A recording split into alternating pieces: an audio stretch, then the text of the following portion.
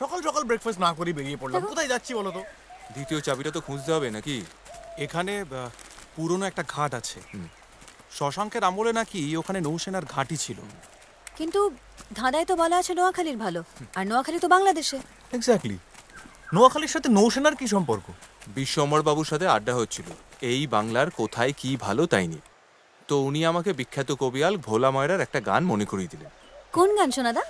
ময়মনসিংহের মুখ ভালো, খুলনার ভালো কই, ঢাকার ভালো পাতখির, আর বাঁকড়োর ভালো দই। বাহ, দারুণ কিন্তু না? এবার শেষ দুটো লাইন। রংপুরের শ্বশুর ভালো, রাজশাহীর জামাই, নোয়াখালীর নৌকো ভালো, চট্টগ্রামের ধাই। নোয়াখালীর নৌকো মানে শশাঙ্ক নৌসেনার ঘাঁটি। কারেক্ট, চলো। হ্যাঁ তুই খা।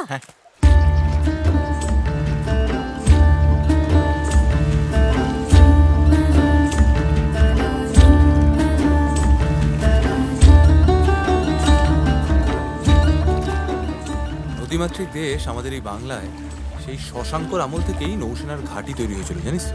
নোয়াখালী মানে যদিও তখন সমতট বলা হতো, তার একদিকে মেঘনা আর আর একদিকে বঙ্গোপসাগর, কাজেই সেখানকার নৌকো সে তো জবরদস্ত হতেই হতো। অফকোর্স নোয়াখালীর নৌকো ভালো। মিস্টার শশাঙ্ক, চাবি সামলান।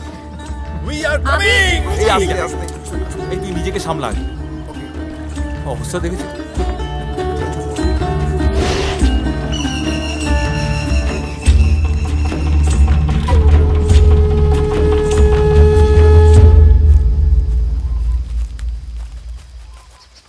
এইদিকে আসুন।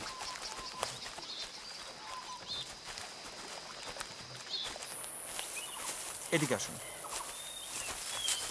আপনি তার মানে আগেও এখানে এসেছিলেন, তাই তো? হ্যাঁ, এমনি একটা চান্স নিয়েছিলাম। ফাগুনি আমাকে এই জায়গাটার খোঁজ দিয়েছিল, তেমন খুব একটা কিছু পাইনি। কোথায়? কোন দিক? ওইদিকে। চ চ চ চ চ।